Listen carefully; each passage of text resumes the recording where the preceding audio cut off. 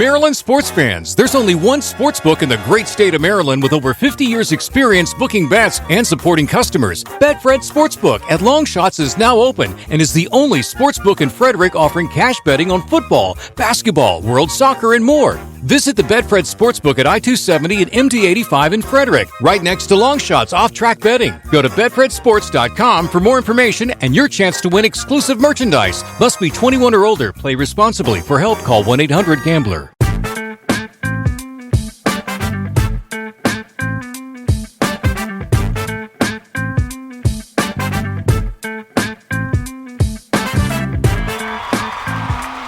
It's a snowy day. It's a snowy day. And because we're all in lockdown, we can't go out anyway. I mean, so it's a nor'easter. It's snowpocalypse. Which is like Easter, but then you put a nor in front of it. Like nor. As opposed to if it were noir Easter, which would mean a black Easter. Right, exactly. I mean, not for nothing. And or if you're in high school and you're a boy of a certain age, Dakar Noir, which was one of your first clothes. Oh, the worst. The worst. Now I have to say, though, since most meteorologists are men... how about, let's introduce ourselves again. Yeah, sorry. Courtney Amy, I'm going to let you finish. Episode 33, what's up? Okay. No, is it 33? Is it 34? No, it's 33. It's 33. 33. And a third. No, because I'm 37, so I know that it's 33. Yeah, whatever.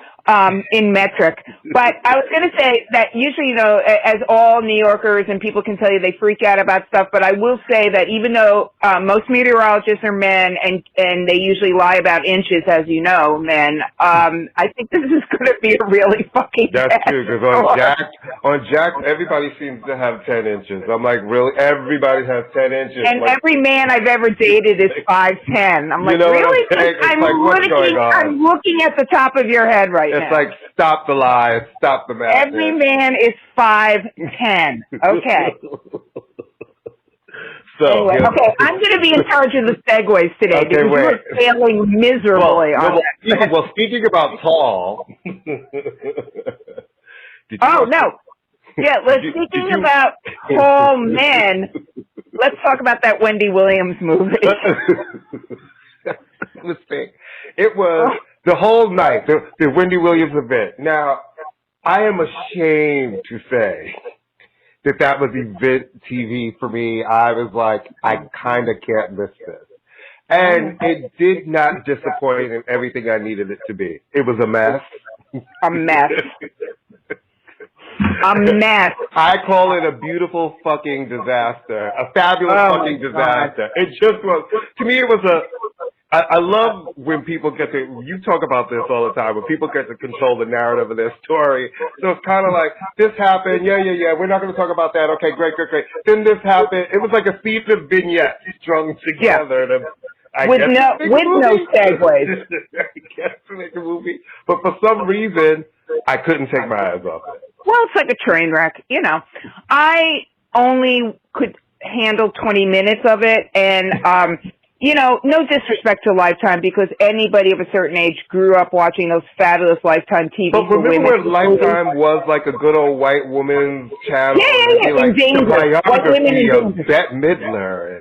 And White Women in Danger. Donna, what's her face from Knots Landing? Yeah. Michelle Lee from Knots Landing.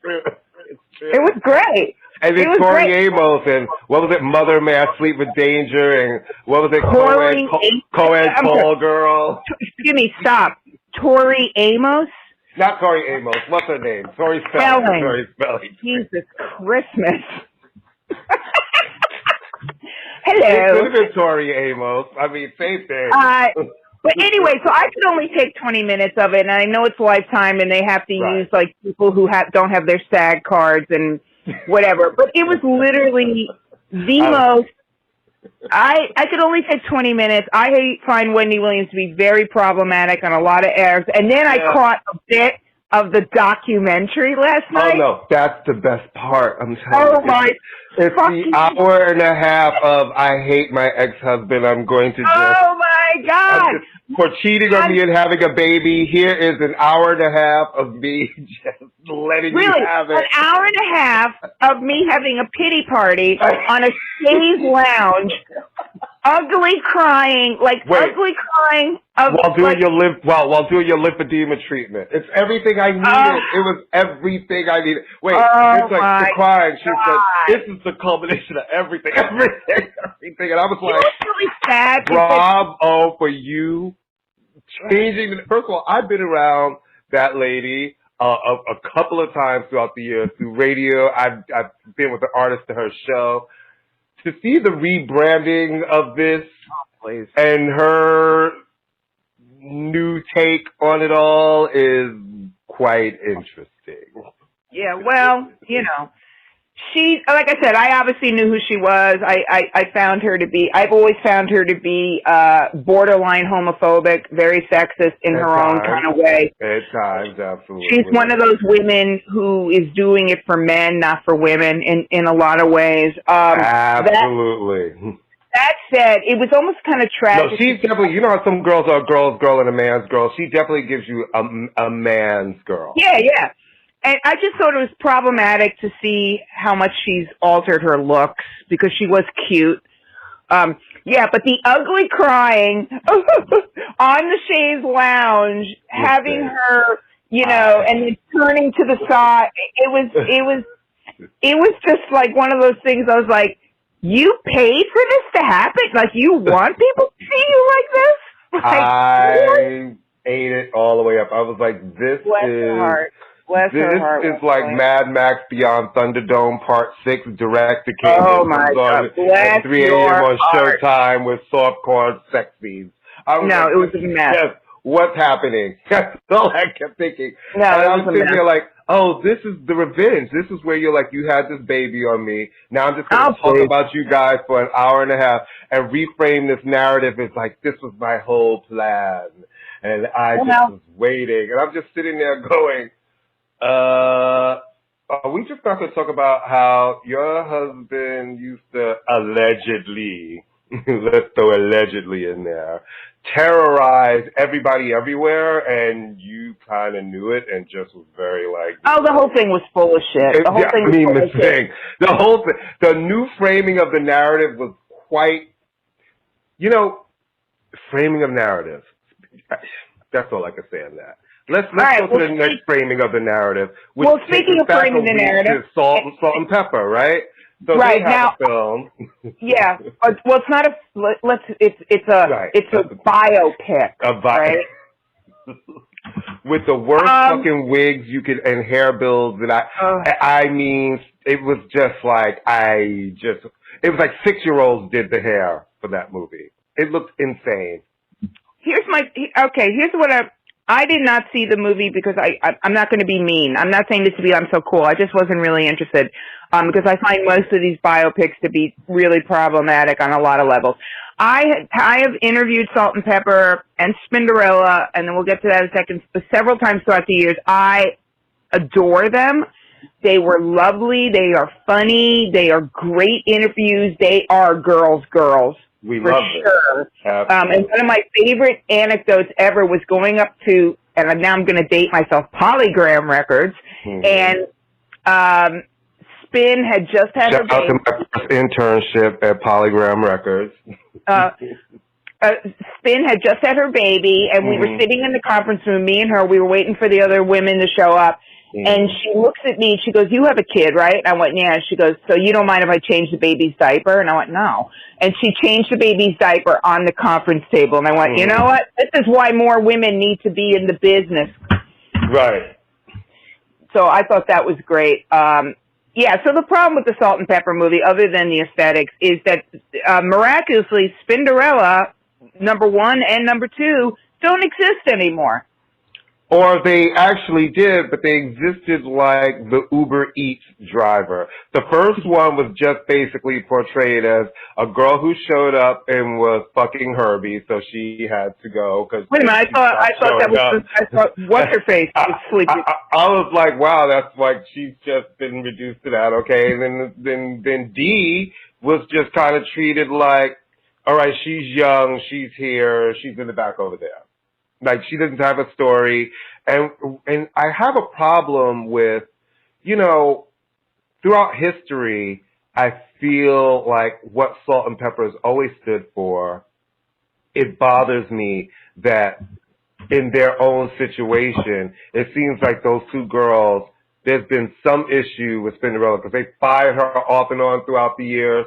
But I also think they underestimated how much the fans, we all love Spinderella. And to me, when I think of Salt and Pepper, I think Salt, Pepper, and Spin. I think the three of them. Yes, we love the two girls that rap, but the DJ too, like, 'cause she's Spinderella. She's part of the equation. And I think that all of these years later, I really do believe them as executive producers did their legacy. They just kind of, that wasn't the best because of how she was treated. Aren't Salt and Pepper getting a Lifetime Achievement Grammy this year? Aren't they getting a Grammy? I believe they are. And is she included? Well, it's going to be interesting because if I mean, I don't know for sure, but if they own, if Cheryl and Sandy own the name and own the catalog to some extent, then they can cut her out if they wish to. Right. I mean, they don't have to do it. I mean, it's just unfortunate because it minimizes the role of the DJ. You can count on one hand the number of women DJs back then, and it makes you wonder, so are they going to do the Naughty by Nature story and cut out KG? Right.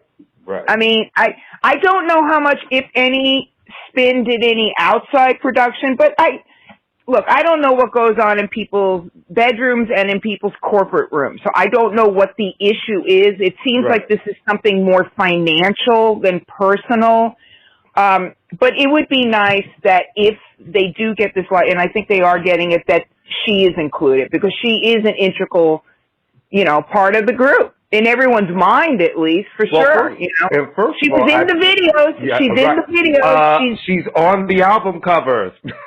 It's like they made 5 albums. She's not like some backup musician. She's in the videos. She's in the press. She did press with them. Every time you talk to Cheryl and Sandy, you talk to Spin. So it would be unfortunate, and she started doing production on their albums from the third album. But from album 3, 4, and 5, like that is her doing production and doing work on those albums. Yeah, I just think that you can't just erase her. Like, the fans are, and we're disappointed in that. And whenever they speak about her, the way they speak about her, you could tell there's like this underlying situation. But I also think the fact that everywhere they go, immediately people are asking about her. They should understand she is an important part of that legacy. You cannot erase Spinderella. Yeah, I think I have to imagine, and then that there's a financial element to it. I mean, that's usually what it is. I mean, all right. In a much more serious note, we wanted to acknowledge the tragic passing of the Grammy-nominated producer and artist Sophie, who died at age 34, while, I mean, it's just mind-blowing, the circumstances. She was climbing up to see the wolf moon, which happened a couple days ago. We're talking on Monday. It happened in Athens, where she lived, and she must have fallen. So it's absolutely tragic. In the morning. Yeah, no, that was an amazing moon, not for nothing. But I think the thing that struck me, and you and I spoke about this, her death, she uses she pronouns, right? Not they, and does she use she? Sophie is transgender. Sure. I've seen she and I've seen they. And I'm also saying, I'm seeing her and I'm seeing she. So yes, and I'm seeing in a statement that was released by some folks. It is she and her. We want to be respectful. Absolutely. Yeah. Anyway, I am seeing that Sophie's death got a tremendous amount of mainstream press, including an obit in the New York Times by their chief pop music critic. So that is certainly a signal of it's an acknowledgement of culture that very often for years did not get acknowledged in mainstream press. I mean, that she would get press in Pitchfork and places like that is not surprising. So right, because her music was like kind of progressive, cool. It's not your regular dance. It's absolutely like dance for smart, very progressive musical ears who will be open to that kind of vibe. And it really, you're right. When I saw the amount of press and the people who are writing, I was like, wow, this is kind of like everybody. There was a lot of love for Sophie out there. Well, what's interesting, and you and I kind of talked about, I mean, I like to keep up as much as I can to what the kids are digging.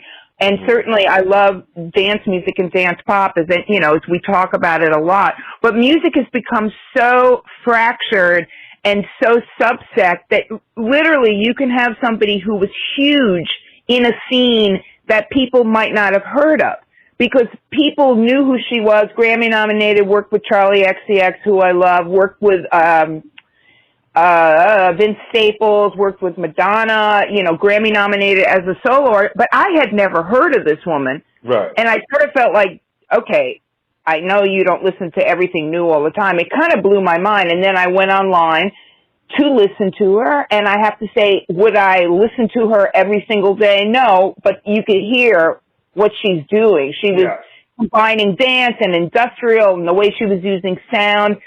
But it's just fascinating. And like house music, vocals, and putting it in there. Yeah, it was a very interesting. It was a very sophisticated sort of dance, sort of lane that she almost kind of created for herself because it's hard to describe it because it doesn't sound like any other dance music really. And to call it dance music, because I've seen people call it hype. I mean, there's so many subgenres. We've talked about this. It's like there's as many subgenres as there are ways to receive your music, and that's part of it. There aren't like it's really electronic, really. Wouldn't it be more electronic in some ways? Electronic and hype pop. I don't know what the fuck that means. Whatever. But like I said, what's interesting for me is the amount of press, and also. And also the fact that a lot of reaction is being, I've never heard of her, why is she getting the press? As though your lack of knowledge diminishes her achievements. You know, which is like, I always hope these things to inspire people to say, okay, well, I walk around and have this computer in my pocket. Let me check out some music. But, you know, nobody ever wants to be happy. There's always somebody who's going to complain, like, why is this person I don't know getting press? And it's like, why don't you discover why? Why don't you dig into the music, look at the art, and see what it's all about? Even if you listen for 5 minutes. I mean, I have to admit I'm guilty of it. It's like this guy, Morgan, I don't remember his name. He's got the number one album in the country for the last 2 weeks. He's on SNL, and people are like, I've never heard of him. Okay, which would be your cue to listen to him if you're interested, and then go, I don't like it, I do like it. And that's it. But to dismiss somebody's importance just because you didn't know who they were, well, guess what? If you're 25 and queer, this woman changed your life. Absolutely. You know? So I just, sometimes I'm like, everybody's like, Mr. Wilson, you kids get off my lawn. You know, just listen to it for 5 seconds and then People don't like change. People don't like it. We're seeing it. People don't like it. They just don't like it. But you know what? All of the marginalized communities are tired of sitting in the back. They're tired of being quiet. And it's like we're all stepping up to be like, you know what, fuck that and fuck this. My voice counts too. Yeah. And these artists, this is a sad one because, you know, I think these artists who are out there really representing for a lot of those kids who are never going to be famous, but they have to live their life as being almost an outsider. It's important for that representation. And, you know, 34 is really young. And then it's so tragic when you think about something like trying to climb up at 4 a.m. to look at the full moon. I think that's a beautiful metaphor for her life in a lot of ways. I mean, not that Anyway, it's very sad. Rest in peace to her. If it is shown, I mean, kudos to John Perales, who's one of my favorite music critics, and I love him as a person, for giving, because, you know, he's the one who probably pushed for that obit. And you know what? It's super easy. If you're somebody who reads the New York Times, every week they do new songs. And all you got to do is click on it, listen for 5 minutes. This sucks. This doesn't suck. End of story. It's not that hard. Well, you don't I have gotta to tell you, I'm trying to make a commitment to listen to more. You know, I'm still on a lot of promo lists from all my music industry days. Shout out, thank you to everybody who still sends me all the stuff. It keeps me abreast. But I get so much that I don't listen to everything, and I really am trying to make a commitment now, not to just listen to the things I like, but to start clicking on a lot of this shit that I don't know and being like, well, how do you know if you're not going to like it? Because before I used to listen, you know, when I was thick in it, I listened to everything. It didn't, from every genre, every new release that came that week. I just listened to everything, and I want to get back to listening to more music that I don't know, and from artists that I want to discover some more new work. I'm guilty of it too. I'm guilty of it too. So listen, speaking of listening to new music, we decided we'd like to talk about some older music, records that by artists that, you know, listen, Courtney, we could go on and on. You and I could pick 3 albums every day that we want to talk about. I mean, because you're a music head. I don't know if I'm a music head. I'm more a music arm. I sometimes get lazy. But you brought up some really interesting records, so you wanted to talk. Why don't you tell people what you wanted to talk about? Because I listened to them this morning, so I could be informed. Well, you know, I just recently acquired, you know, I've been rebuilding my vinyl collection from after having a fire, leaving a bunch of my mom's house that I let give away. And so I recently got Debbie Harry's first solo album, Cuckoo, on vinyl. And I'm a big fan of that record. And, you know, I had lots of memories around that record. And then as I was listening to it, I started then I went to Rockbird, then I went to Deaf, Dumb, and Blonde and Deprivation. I just started listening to her solo work and trying to figure out, do I love these records because I love Debbie Harry? Are these actually good records? Because when I listen to them back now, her solo work is so, like, each album is different. There's no connective thread.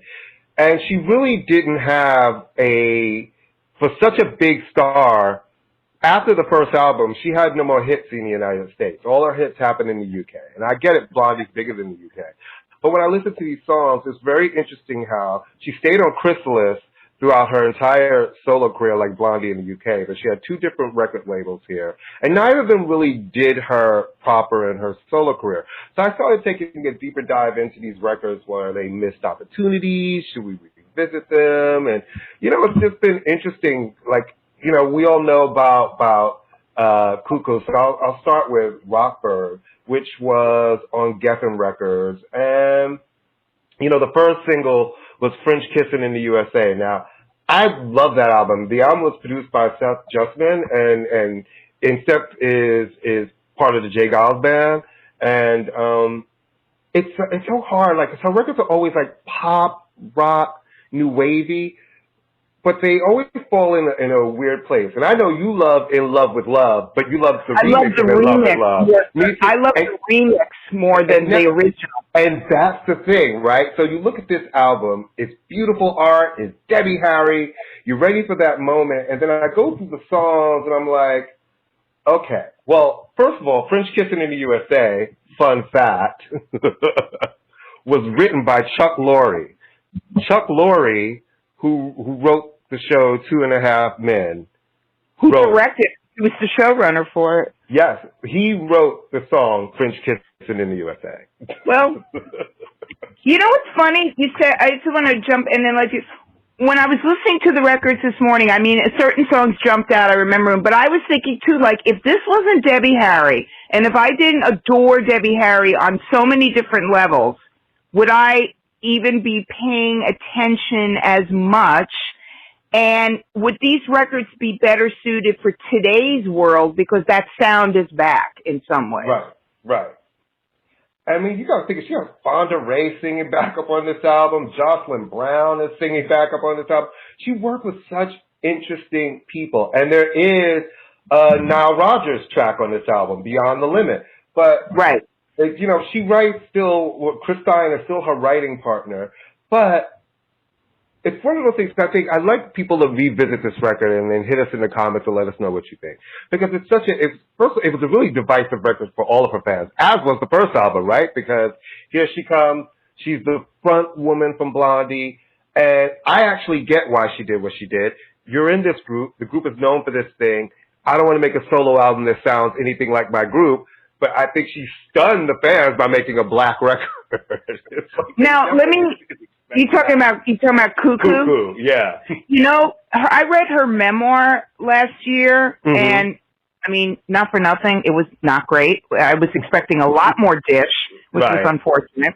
And it was also physically hard to read because it's a really heavy book and you couldn't open it. Anyway, she said that when they did the album cover for Cuckoo, the label went ballistic. They didn't want to see the album. It's an album cover. It's like H.R. Geiger, where she's got nails coming through her head, because she's gorgeous and was always a sex symbol. And they didn't want to see her come out of the group where she was the focal point, the sex symbol, looking like a science fiction project. And they fought for that cover, but they said that was, I think, there was a lot of fighting back from the label on that. And they were supposed to do these huge, they had, for the London Tubes, because she was huge over there, the big posters were that cover, and they had them taken down because people thought it looked too violent, with the spikes through her face. First of all, I love that H.R. Geiger cover, and he directed the first 2 videos from that album. But it's very interesting. Like, so you start off, okay, you have Debbie Harry. That's her most successful album in the U.S. It actually goes gold.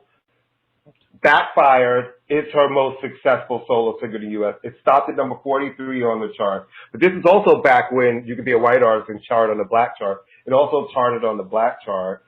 And, back when music was less segregated, when it was a lot easier to just be on, like Ode to Billy Joe was on the black charts. Anyway, that's another story. But it's a pretty R&B song. Yeah, you know what I'm saying? So it really is. So we get that moment of Cuckoo, but Rock for Her to me is just that sort of in between record where you're like, if this wasn't Debbie Harry, would I love this?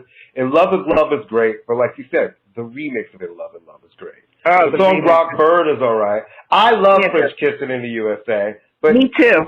But it's specific. I'm surprised that wasn't a bigger hit. I always thought it was a bigger hit in the U.S., but it wasn't. Yeah. So then we go to Deaf, Dumb, and Blonde, which comes out 4 years later. And the thing with Deaf, Dumb, and Blonde is that's probably the best reviewed of the albums, because this is where she goes more new wave. It is a little bit pop, but the new wave and more rock, and her and Chris wrote all the songs again. But again, now she's gone from Geffen and she's on Sire in the U.S. So you think, great, I'm at Sire, I'm at a new label, they're going to work my record. So what do? The first single, I Want That Man, they do a shitload of remixes, service them to the clubs, which to me is already like, if you're going to go for rock, and the first thing you do is start remixing for the clubs, the rock, especially back in the 80s, the rock kids immediately like, we're not messing with this record. And they get no promotion in the U.S. No. Well, here's the thing, too. All right, so Debbie, I don't know. I mean, I love Debbie Harry. I love Blondie. They were always, it was always sort of surprising that they did make it, because they were always doing a sort of off-kilter kind of pop, and their homages were they were doing homages to the 50s and the 60s in many ways, but, obviously a groundbreaker in terms of bringing hip-hop to the whites. Right. But what I would say that by the time she gets to Sire, let's just be reality. Madonna's on the label. Debbie's in her 40s. She's not going to play the Madonna game. So they're like, let's work on the chick that's young and hot and willing to do whatever it needs necessary to get ahead. 89, I want to say for Madonna, 89 is like a prayer. Yeah. So, I mean, you know how it is. We have two blonde women on the label. One's in her 20s, one's in her 40s. Was Debbie in her 40s at that point in 1989? Debbie Harry is in her 70s right now. Got it. Debbie Harry was older than everybody else when she got started. I think Debbie Harry is 70 or 72. She is not. You know what I mean? So the point is that this is just a reality of the world. Yeah, but you have the Thompson Twins really has the time. The Thompson Twins have worked on this album, including writing the first single. And, this is more of the sound that people want from her. Yet again, this is the album I think people should really revisit if you want a really good Debbie Harry, because this is their first time actually that she went by Deborah Harry. Remember, she changed that moment, and then she was Deborah Harry. So now she's Deborah Harry, and it's a great record. It's more rock, it's more new wavy than the last two. It's actually a more consistent record than the first two.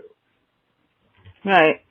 All right. Yeah, I mean, she's always someone worth revisiting. Great group, smart lyricist, always has been a smart lyricist, and a super, for what it's worth, super nice, cool chick who's always kept her ears open, which I appreciate. All right. And then wait, one more. Then she got fucked over for the last one on Sire, which was Deprivation, where the label kind of took control of it and changed all of the mixes and made it too much. It's such a pop record that it's kind of weird hearing her with these songs, even though she, again, she wrote a lot of the music. I Can See Clearly was an Arthur Baker tune, and that was the first single. But, the label really took it over, and she actually has her own version called Deprivation 2 that she used to sell at her live shows with the original mixes and versions of the album. What year were those records? Like, Deprivation is 93. Okay, because in the late 80s also, she was dealing with Chris Stein being deathly sick. Well, they talk about that when she took off in one long period in between the first and the second record. Because there was a lot of years in between the first and the second. Yeah. Okay, I would like to talk about 3 records that have always been really favorite albums of mine, and they fall into the categories like, I don't understand why this didn't connect. But then I go, why am I even bothering understanding why it didn't connect? So one of them is Jeffrey Williams' Bear, which came out in 92. So Jeffrey Williams, black, a British artist, fell into that unfortunate category of, is he R&B? Is he rock? Because he had guitars in the albums. He also had videos where he was surrounded by white women, which is problematic to an American black audience more maybe than, like models draping all over him. Really, Bear is a song for song, great rock album with R&B influences. This is around the time where you get the feeling that every label is like, we're going to sign a black British guy with an ambiguous sound with dreads because Seal has done so well. So, anyway, he was supposed to be a big deal when they were first talking about it. No. I mean, I interviewed him so the fact that they brought in people to do press, but he was worked through the black music department, and that may have given some people he's not really doing the sort of black music, and I'm using that in like such fucking quotations that I expect. But it is a great record. I mean, song for song, these are really well crafted rock R&B songs. He's a guitarist, kind of in a Roachford vein, in that same kind of black British guys who are. No, he has a song called Moonchild that I really liked, and he's continued. I mean, he continued making albums after this, but that was sort of the extent of it. But also, and again, I know this matters nothing in the scheme of things, but an absolutely wonderful interview, very sweet. I mean, sent me a note afterwards to thank me for the interview, which is like unheard of. Yeah. So Jeffrey Williams' Bear is just an album that I play, a CD that I play a lot. Speaking of black music, so in 1998, Chocolate Genius, which was the band name for Mark Anthony Thompson, put out the album called Black Music, and the title was meant to be sort of a ironic and double entendre, because Mark was, like many black artists who don't fit into a mold, kind of like, how do we deal with him? How do we deal with him? And of course, calling your band. How do we market him? What do we do? Who's his audience? Right. Chocolate Genius is just a genius. Full disclosure, Mark became a friend of mine, and my son used to babysit for his kids. So So there you go. This is one of the best debuts, I would say, of the 90s. It came out in 98. He worked with Craig Street, was the producer, who at that time had done Michelle and Deggiocello's Bitter, and was sort of the guy. Mark's always been one of these people who attracts the best musicians. Marc Ribot is on the record,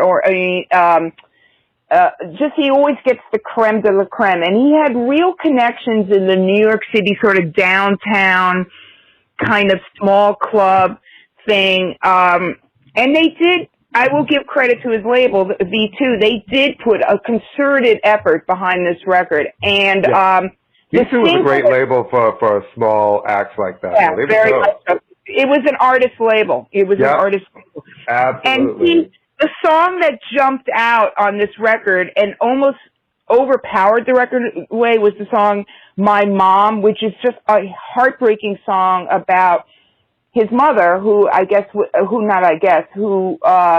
Alzheimer's, and it's just an extraordinary song. I mean, it's so emotional. The other songs that I love on it are Half a Man and Don't Look Down. And he got a lot of placement like on TV shows and stuff, and he consistently made great records. And the thing that was the selling point for me with Mark, with Chocolate Genius, fantastic live performer.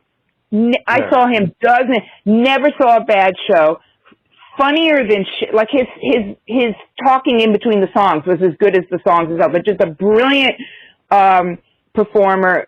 So I mean, I would really, it's one of those records that people go back to because it is, it's just, again, people who are not reinventing the wheel. It's not like he's a singer-songwriter, okay? He's not reinventing the wheel.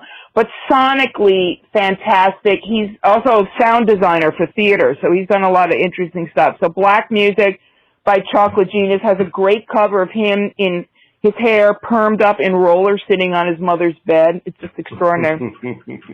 And he's a great guy. And his daughter, Jayla, is also a great artist. And fun fact, his other daughter, is Tessa Thompson, the actress.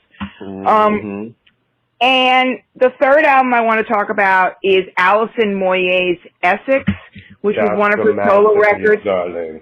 Great record. That's a masterpiece, darling. Masterpiece. 1994. Alison Moyet had already established a career in Yaz, so she was a singer that people knew, British singer. I could listen to every single song on this album on repeat. Another Living Day is a song that I have on every little list or mixtape or whatever. It's just, this is crisp and emotional, and because I'm a hook girl. I love a hook. Hooky, and she worked with a guy named, I want to say Pete Winchester. I'll post his name, but it was one of the British producers at the time. It touches upon her R&B dance roots, but it's just a deeply emotional, gorgeous, gorgeous record. And her voice, a friend of mine, a friend of both of ours, said several years ago, and no disrespect to Adele, because she's great, like, what is Adele doing that Alison Moyet didn't do? Except that she is much more kind of mainstream. But Alison Moyet is one of the great women stylists of the 80s and the 90s, and especially coming out of Britain. Gorgeous, gorgeous. I mean, it's a woman's voice. This is not the voice of a girl. This is a woman's voice. And so I can't recommend Essex. Oh, I'm sorry. Here's the thing. Pete Glenister. So Pete Glenister and Jules Shear wrote some songs, but she co-wrote it with Pete Glenister and Alison Moyet. And Pete Glenister also did a lot of production with Kirsty MacColl, who I highly recommend. But this is just... I love that record. And the funny thing is, it wasn't a hit for her. It disappointed when it came out. They expected it to be bigger. And, you know, some people didn't love it. But to me, I thought her voice was just top-notch on that album. Gorgeous. And you know, the difference is, like, with her and the Adeles, it's just a timing thing. Like, when she came out, like, you know, with everything, right? Why do some people get that sprinkle of dust on them? It's just the stars align, the timing, and you come along, and I think she the also, songs, there you was know? some issue that she just had touring. She didn't tour or tour as much. And again, sexism 101, she didn't fit the mode of what a woman is supposed to look Well, you like. also got to look how we're weird in the U.S., right? Like, who gets to be the international one who gets to come over here and be huge? Many have tried. There's so many that we thought, oh, they would definitely work. They have the talent. And it doesn't work for them, right? It's like, who gets to be that one? Why the Spice Girls over this one? Why this one and not the Sugar Babes, you know? Like, we can look at so many people. The thing with Allison, I guess, which was sort of like surprising that it didn't connect, and, you know, is that she'd already established herself in the U.S. Yeah. She was already, like, people knew who she was. I mean, absolutely. Situation was a huge fucking And Don't Go and Only You. Don't Go. She has a loyal fan base here. She's always toured here because she's got people absolutely love her here. But you're right. It's like, why wasn't it huge? But, you know, some things here that we think will be that are going to be huge, they just don't connect. Like, it's funny when we were talking about these sort of black artists and putting them in the box. Do you remember Tasman Archer? That's an album everybody should go back and revisit. God. She was supposed to be the big thing. But whenever somebody is black in the U.S. and they don't make quote unquote black music, whatever that means. Because I'm like Joan Armour Trading, somebody asked her, do you make black music? She said, well, I wrote this song and I'm singing it. And I'm black. And it's black music. You know what I mean? But they find it hard, especially here, to just even find the space. I think black radio has really done a disservice to have so many black radio stations, and there's not a black rock show on any of them. There's no place for those artists to have their music played on a black radio station. Someone told me that Tasman Archer did a follow-up record that was covers, God, I want to say it was Elvis Costello covers or something like that, so I'll have to try to find it, because Sleeping Satellite is, bar none, one of the best singles ever. Absolutely. She's so dope. She, like, people really need to go back and absolutely revisit that record. Sounds great in the headphones. Great in the headphones. Yeah, no, but she was supposed to be the one. She was supposed to be the one. Like, the setup was like, here we go.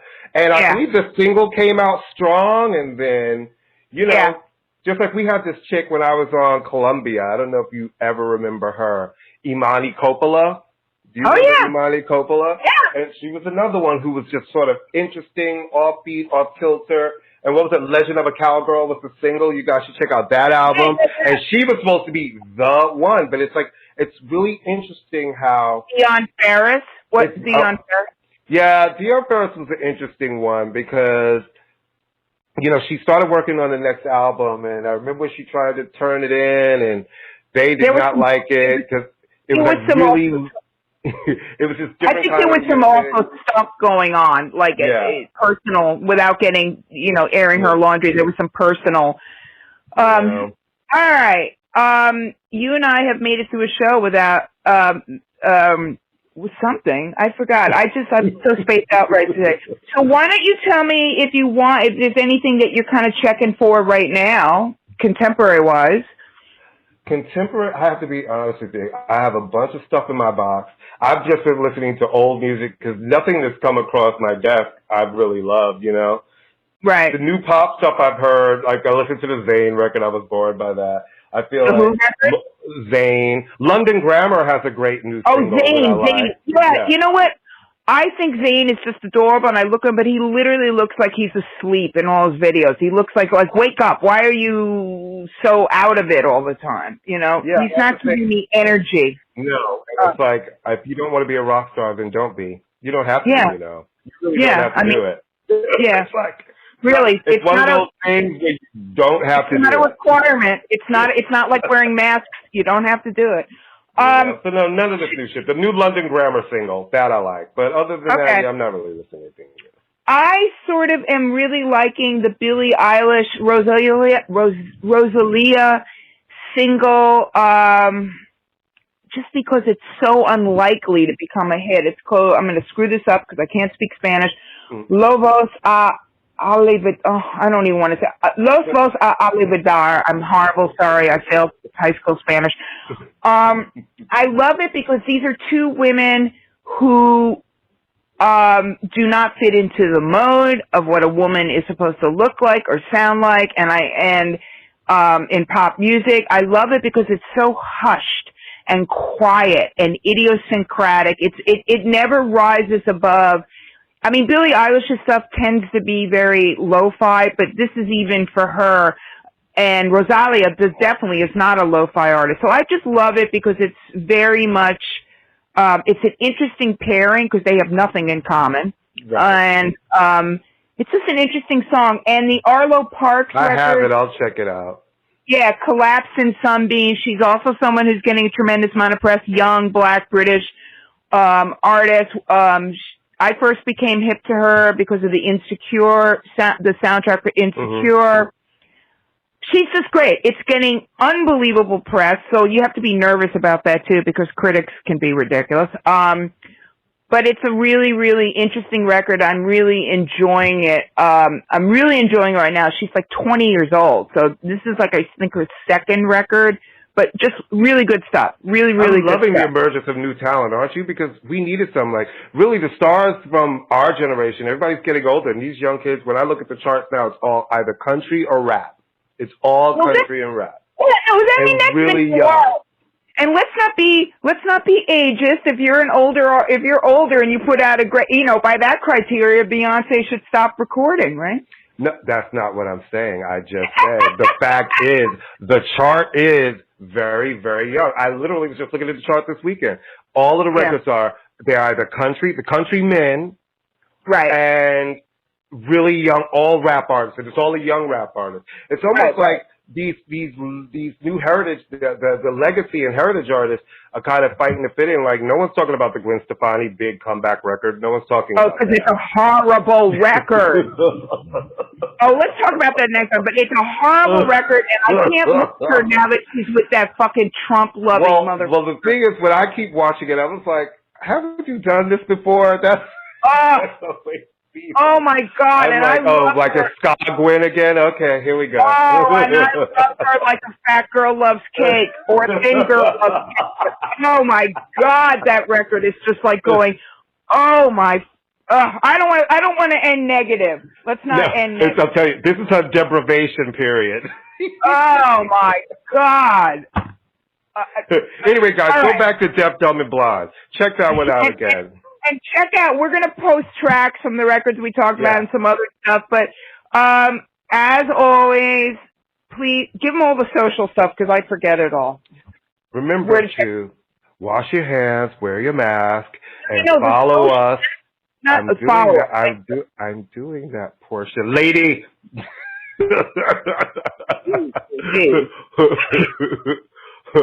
Anyway, wash your hands, wear your mask, and remember to follow us on your headphones while you're shopping and doing all your stuff.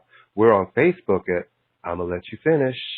We're on Instagram at ImmaLetYouFinish New York, NY.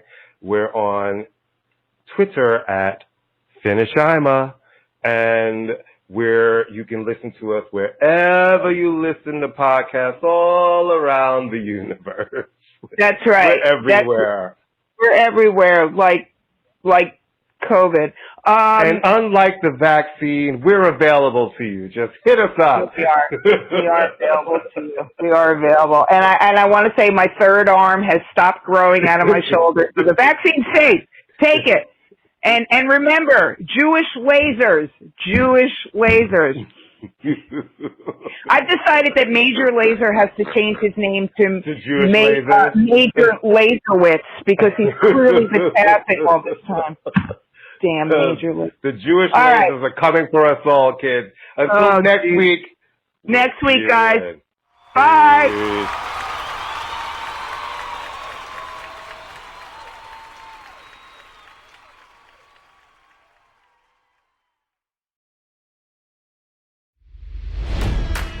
It's NFL draft season, and that means it's time to start thinking about fantasy football. FantasyPoints.com features industry-leading experts and prognosticators using proprietary hand-charted data to help you score more fantasy points. FantasyPoints.com is the place to go for whatever kind of fantasy football you play. Whether you play fantasy football, daily fantasy sports, or do a little bit of everything, Fantasy Points has the meticulously researched content to guide you to victory.